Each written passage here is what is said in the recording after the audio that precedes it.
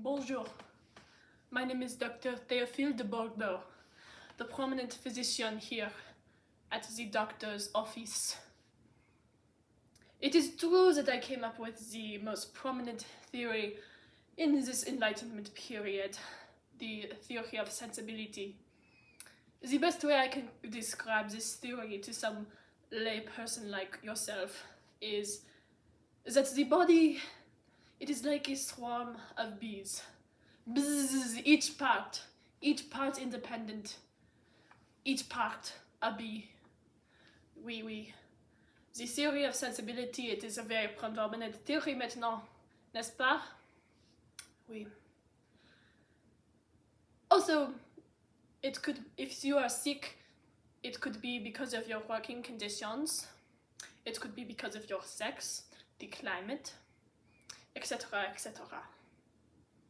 But to determine the source of your misfortune, one must examine each organ in the body for its center of sensibility. Each organ has its own pulse, and we must measure and listen to the pulse to see if it is incorrect and the center of sensibility for that organ is off balance. This is how I treat my patients.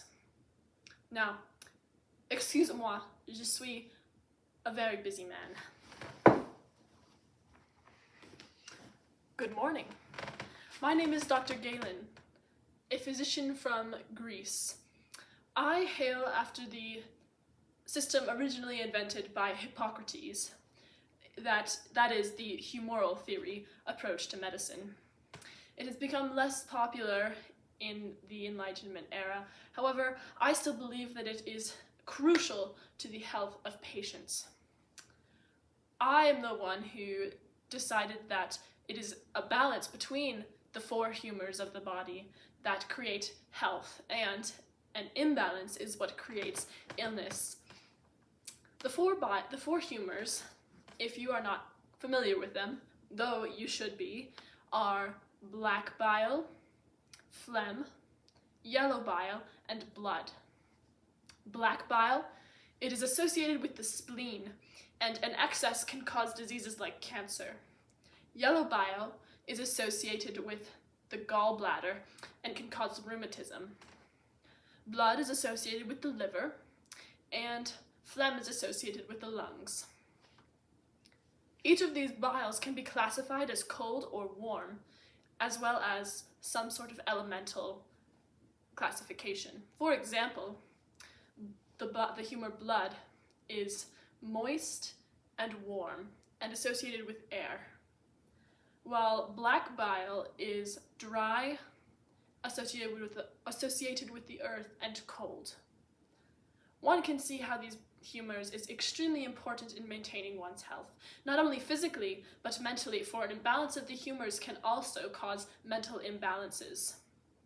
If one has too much black bile, they become saddened, they become slow and uninterested in life around them, for example. This is why I continue to practice humoral theory at the doctor's office today.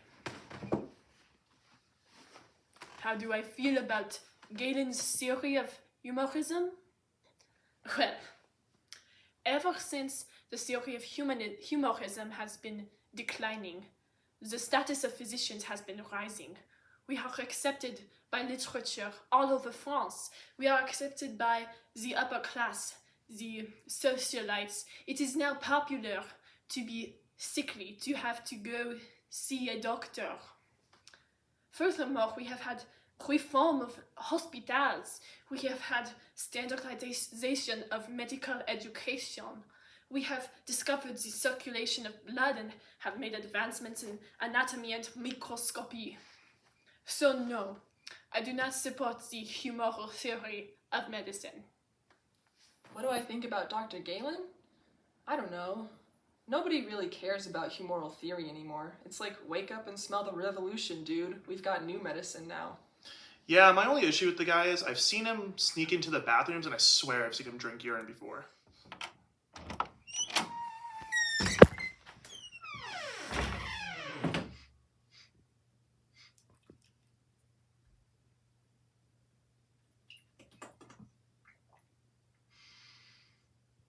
excess phlegm.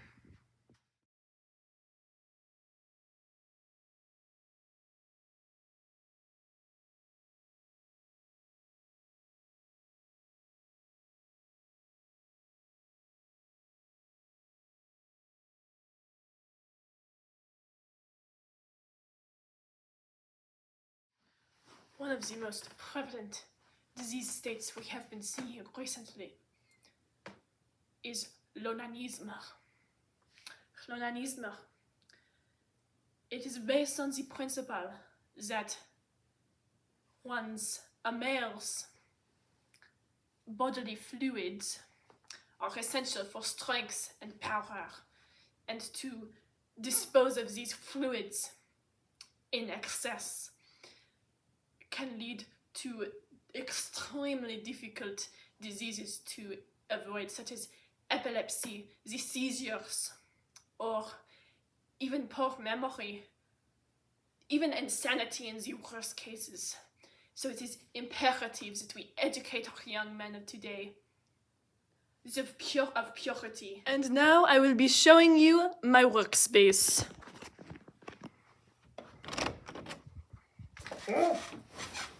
Jacques, qu'est-ce que tu fais? What is that? What is that?